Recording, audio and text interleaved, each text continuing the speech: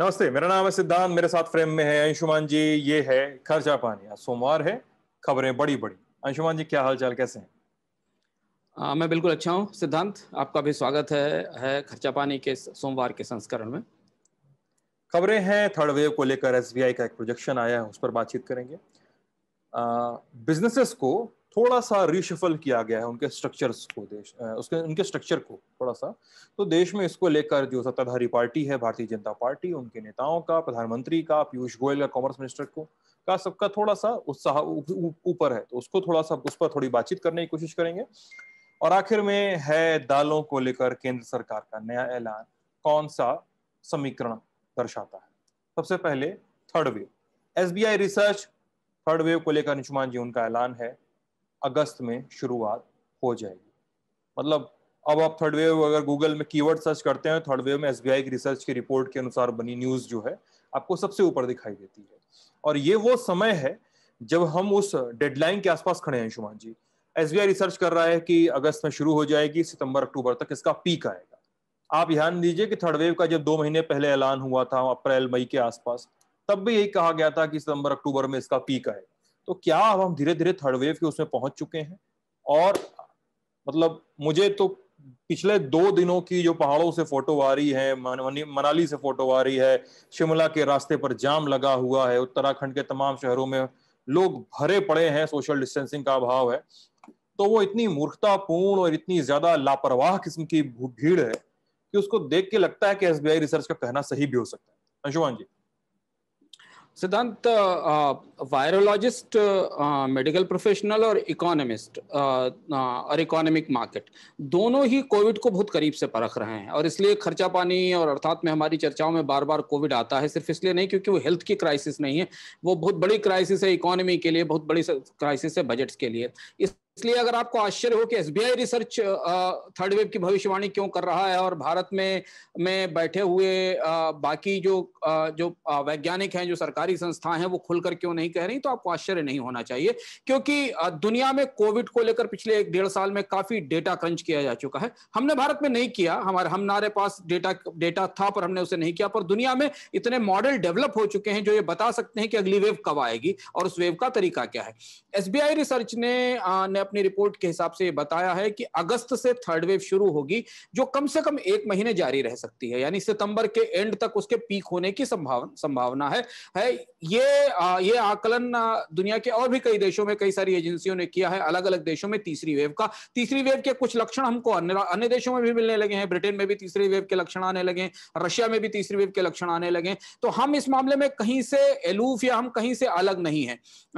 Virus का व्यवहार अलग अलग भूगोलों में, अलग अलग देशों में अलग अलग तरीके का हो सकता है, पर उसके असर और उसके प्रभाव के तरीके लगभग एक जैसे होते हैं। तो एसबीआई रिसर्च की रिपोर्ट आप जो कह रहे हैं लगभग उन्हीं आकलनों के करीब है जो हमें मई या जून में मिले थे, जब सरकार के कुछ वैज्ञानिकों ने कहा था कि थर्ड वेव आएगी और उससे बचना चाहिए। लेकिन हाँ, सरकार के वैज्ञानिकों ने कुछ कहा, सरकारों ने कुछ नहीं कहा। हम पिछले दिनों में सारे लॉकडाउन के रिलैक्सेशंस देख रहे हैं, लोगों का मूवमेंट देख रहे हैं।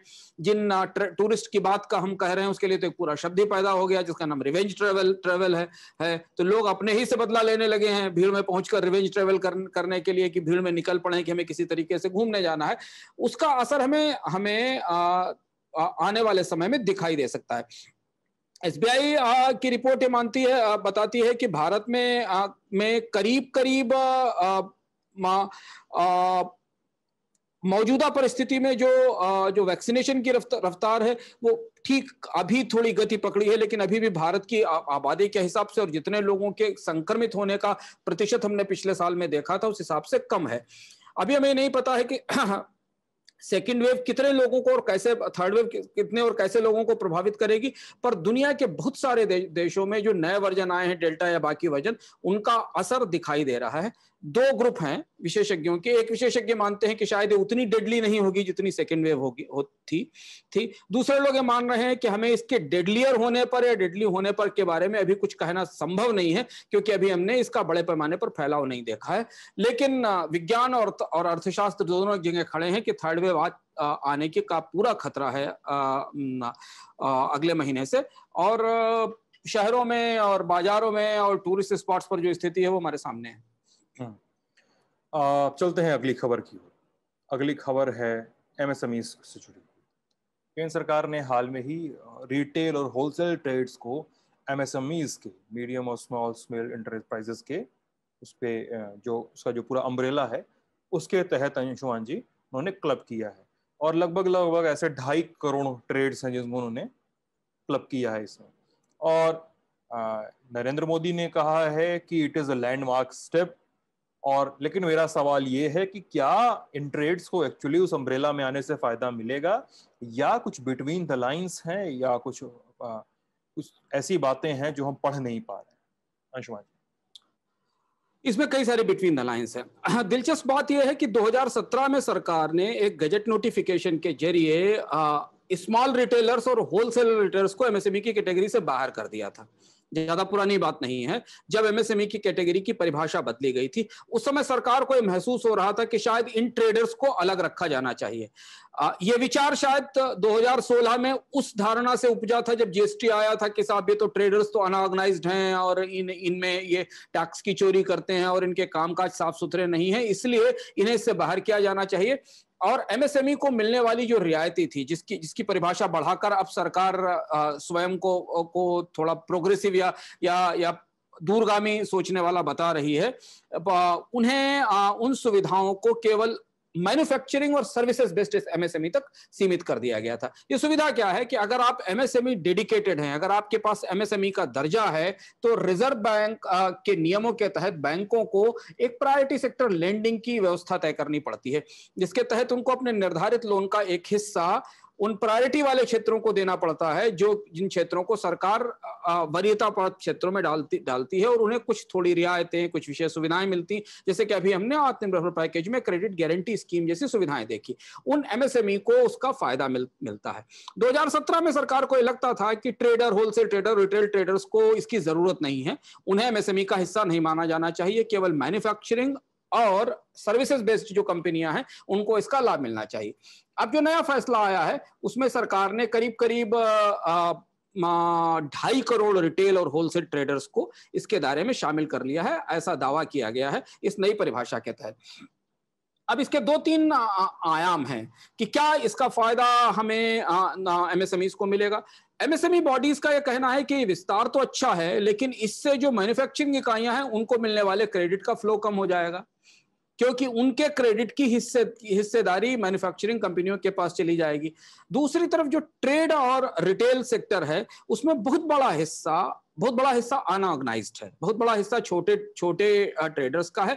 उनके साथ वही समस्याएं हैं, उनके साथ समस्याएं कैश फ्लो की हैं, उनके साथ समस्याएं मॉर्टगेज की हैं, उनके साथ समस्याएं उनके बिजनेस मॉडल्स को बैंकेबल बनाने की हैं। इनका सबका कोई जवाब हमें इससे पहले भी एमएसएमई की पॉलिसी में नहीं मिला था। एमएसएमई के प्रायोरिटी सेक्टर लेंडिंग का फायदा भी एमएसएमई में भी बड़े लोगों को मिलता था। जैसे कि हम कहते हैं ना कि खेती को मिलने वाली सुविधाओं का फायदा बड़े किसानों को मिलता है, वैसे छोटे उद्योगों में भी जो बड़े हैं छोटों के भी जो बड़े हैं उनको इसका फायदा मिलता है।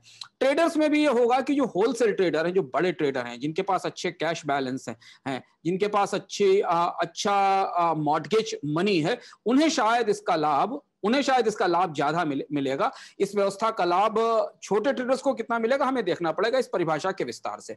और तीसरी और अंतिम महत्वपूर्ण बात यह कि ये सिफारिश या ये बढ़ोतरी ठीक उस समय हो रही है सिद्धांत, जब देश में 2 जगह से एमएसएमई सेक्टर में कर्ज का दबाव बढ़ने की लाल झंडी दिखाई गई है। और कोई नहीं, स्वयं आरबीआई गवर्नर ने एक बयान जारी करके कहा कि भारत में एनपीए का अगला टिकिंग टाइम बम एमएसएमई हो सकता है। एमएसएमई सेक्टर में बड़े पैमाने पर फंसे हुए कर्ज बढ़ रहे हैं, जिनकी देनदारी देर मुश्किल हो सकती है। अब आप सोचिए कि अगर देश का केंद्रीय बैंक, जो बैंकिंग रेगुलेटर है, वो अगर ये कह रहा है कि एमएसएमई क्षेत्र में कर्ज की बकायदारी बुरी तरह बढ़ रही है, एनपीए बढ़ रहे हैं, तो कौन सा समझदार बैंक एमएसएमई को कर्ज देने की हिम्मत जुटाएगा? कौन से एमएसएमई को पैसा देगा? और यह बात हमने पिछले 1 साल के दौरान बराबर देखी कि सरकार ने इतनी कोशिशें की, लेकिन एमएसएमई सेक्टर की पूंजी की और कर्ज की जरूरतें पूरी नहीं हो सकी। तो यह है इस पूरी व्यवस्था का मसौदा। कितने छोटे ट्रेडर या कितने मझोले ट्रेडर इसका फायदा उठा सकेंगे, कितने लोग बैंकों के पास जा सकेंगे, इसका फैसला इसका नतीजा आने में हमें 6 से 7 महीने लगेंगे। अब अगली खबर है शुमान जी, अगली खबर है दालों से जुड़ी हुई। दालों की महंगाई, खाद्य तेल की महंगाई, पेट्रोल डीजल की महंगाई, ये सब हम लोग बार बार डिस्कस करते रहे हैं। फार्म लॉज भी, फार्म लॉज पे अभी तो सुप्रीम कोर्ट का स्टे है, और साथ में किसान भी बॉर्डर्स पर बने हुए हैं। लेकिन इधर ही बीच department of consumer affairs DCA ने स्टॉक होल्डिंग, दालों की स्टॉक होल्डिंग का कोटा निर्धारित किया है। कहा है कि होलसेल जितने ट्रेडर्स हैं देश में, वो 200 टन तक की स्टॉक होल्डिंग रख सकते हैं, और रिटेल ट्रेडर्स जो हैं वो 5 टन की होल्डिंग रख सकते हैं। अंशुमान जी, वो एक्सप्रेस की खबर जो मैं पढ़ रहा था, एक्सप्रेस की खबर में लिखा था कि अपने जो एसेंशियल कमोडिटीज एक्ट, जिसको जो 3 फार्म लॉज में से एक लॉ है जिसको लेकर किसान आंदोलन पर हैं, स्टॉक होल्डिंग के लिए उन्होंने वहां पर उस समय बताया हुआ था कि या तो युद्ध के समय हो, या तो सूखे के समय हो, या तो नेचुरल कैलेमिटी के समय हो, या एक्स्ट्रा ऑर्डिनरी प्राइस राइज के समय हो। एक्सप्रेस का वो खबर पढ़िए, एक्सप्रेस ने उस खबर में एक्स्ट्रा ऑर्डिनरी प्राइस राइज को कोट एंड कोट किया हुआ है। तो क्या केंद्र सरकार अब ये मान चुकी है कि एक्स्ट्रा ऑर्डिनरी प्राइस राइज है, इसलिए उसने ये स्टेप उठाया है? और ठीक है, जाहिर सी बात है, उन्होंने कुछ स्टेप तो उठाया है। अंशुमान जी, इसे मैं दालों की दुविधा कहूंगा, और दालों की दुविधा ने 1 साल के भीतर फार्म बिल के 3 खंभों में से एक खंभा गिरा दिया। ये पूरा फार्म बिल का जो त्रिभुज था, इसकी जो 3 भुजाएं थी, उसमें एक भुजा ये थी कि सरकार ने बड़े बड़े जोर शोर से पिछले साल ये कहा था कि नहीं, अब कोई स्टॉक लिमिट देश में नहीं लगाई जाएगी, बहुत अप्रत्याशित परिस्थितियां आएंगी तब हम स्टॉक लिमिट लगाएंगे। एसेंशियल कमोडिटीज एक्ट तो किसानों का और व्यापारियों का शोषण करती है, और बहुत सारी चीजें उसके तारीफ में कही गई थी। मतलब पन्ने पर पन्ने रंगे हुए हैं लोगों के लिखे हुए भाषण और परिस्थितियां, और विशेषज्ञों के और समर्थकों के, कि नहीं, ये इससे बड़ी कोई क्रांति भारतीय कृषि के इतिहास में नहीं हुई। पर भारतीय कृषि बाजार कितना फ्रेजाइल है, कितना भंगुर है ये दिखाई देता है कि सिर्फ 1 साल के भीतर सरकार को उस पूरे कानून को सरकेबल खड़ा करना पड़ गया। ये 2 चीजें साबित करता है। मैं उस कानून में क्या बदला हुआ ये बताने से पहले बताऊं, ये 2 चीजें साबित करता है। पहली चीज तो ये कि जो कृषि की व्यवस्था है, कृषि का उत्पादन है, कृषि की खपत है, उसकी नब्ज पर सरकार की उंगलियां नहीं है। इन कानूनों ने एक बार फिर साबित किया। यह कानून यह कहता है, जिसकी तरफ आपने इशारा किया, कि एक्स्ट्राऑर्डिनरी सिचुएशन में जब कीमतें बढ़ चुकी हों, और एक्स्ट्राऑर्डिनरी सिचुएशन यह है कि 50% से ज्यादा कीमत बढ़ चुकी हो, तब भंडारण की सीमा लगाई जाएगी। एक्सप्रेस की जो खबर है वो पूरे कैलकुलेशन के साथ ये बताती है कि जिनकी, चाहे वो चना हो, चाहे वो मूंग हो, या वो उड़द हो, या अरहर हो, इनकी किसी भी कीमतें 50% वाले पीक तक नहीं गई हैं।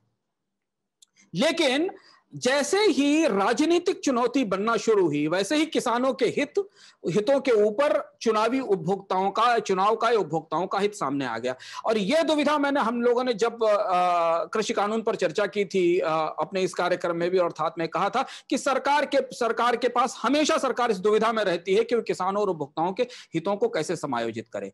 अब जबकि महंगाई को लेकर दबाव बन रहा है, राजनीतिक दरारें बढ़ रही हैं, पेट्रोल डीजल की कीमतें नहीं रोकी जा पा रही हैं, खाद्य तेल की कीमतों पर नियंत्रण नहीं हो पा रहा है, तो कम से कम दालें किसी तरीके से थाम ली जाएं। अब दालों को थामने की कोशिश में सरकार को अपना ही कानून पीछे ठंडे बस्ते में डालना पड़ा। वैसे भी कृषि कानूनों पर, जैसा आपने कहा कि सुप्रीम कोर्ट का स्टे और वो लागू नहीं हो रहे हैं, लेकिन जो पूरा विचार था, जो पूरा जो सिद्धांत था, ये जो पूरी भावना थी, दर्शन था एसेंशियल कमोडिटीज एक्ट के उन प्रावधानों को खत्म करने का, जिसे स्वयं प्रधानमंत्री ने देश का सबसे बड़ा सुधार बताया था और कहा था कि इससे ब्यूरोक्रेसी घटा रहे हैं, उसकी आयु केवल 1 साल साबित हुई। 1 साल बाद हम वही वापस लौट आए कि नहीं साहब, अगर दाल की कीमत बढ़ेगी तो स्टॉक लिमिट बढ़ा दी जाएगी और कीमत उतनी नहीं बढ़ेगी जितनी इस कानून में तय की गई है। यह बताता है कि चीजें कितनी फ्रेजाइल हैं सरकार के की कानूनी व्यवस्था में। अब ये एक बार बात निकली है तो फिर दूर तक जाएगी। मुझे लगता है कि जब दाल के ऊपर स्टॉक लिमिट्स वापस लौट आई हैं, यानी एसेंशियल कमोडिटीज का जो संशोधन है उसको किनारे रख दिया गया है, जो फार्म बिल का पार्ट था, तो आने वाले समय में कुछ और कमोडिटीज में अगर प्राइस की बढ़ोतरी होगी तो फिर एक तरीके का प्रेसिडेंट बन जाएगा और हम वापस वहीं लौटकर सामने आ जाएंगे। अब स्टॉक लिमिट लगाने से कीमतों में कितनी कमी होगी? दालें सस्ती होंगी क्या ये कहना मुश्किल है, क्योंकि सरकारों के इस तरीके के उपाय कभी भी बाजार में कीमतों को बढ़ने से नहीं रोक पाते। अब यहां फिर वही दुविधा है, वही दो रहा है। कीमतें बढ़ती हैं तो किसान के पक्ष से सोचने पर उन्हें लाभ दिखता है, हालांकि होता नहीं है, क्योंकि कीमतें उस बीच के तंत्र में बढ़ती हैं जो तंत्र राजनेताओं का को सबसे ज्यादा सपोर्ट करता है, जहां से जो बीच का व्यापारिक तंत्र है। लेकिन फिर भी अगर कीमतें बढ़ती हैं तो उसका कुछ हिस्सा छनकर किसानों के पास जाता है। लेकिन दाल की कीमतें बढ़ना शुरू हुई, सरकार को दबाव पे दबाव बना और सरकार ने उसे रोकने के लिए अपने कानून को बदल दिया। यही विसंगति है जो भारतीय कानूनों को अस्थिर और अनिश्चित बनाती है। वह अगर आप कोई व्यापारी हैं और आपने पिछले साल इन कानूनों को देखकर दाल का कारोबार करने का सोचा हो और दाल का गोदाम बना लिया हो और स्टॉक्स खरीदने की व्यवस्था कर ली हो, तो आपके लिए इस साल बिजनेस करना मुश्किल हो जाएगा, क्योंकि नई स्टॉक लिमिट वापस लौट आई है। ये वो अनिश्चितता है जो भारतीय कारोबार को दुनिया के किसी भी और देश से ज्यादा जोखिम भरा बना देती है। तो ये था हमारा आज का खर्चा पानी। आपको कैसा लगा हमें जरूर बताइएगा। वीडियो के कमेंट सेक्शन में अपना ख्याल रखिएगा, घूमने उमने मत जाइएगा। बहुत संकट अभी टला नहीं है, संकट किनारे पर ही है, कभी भी आ सकता है। ललन टॉप देखते रहिएगा। शुक्रिया।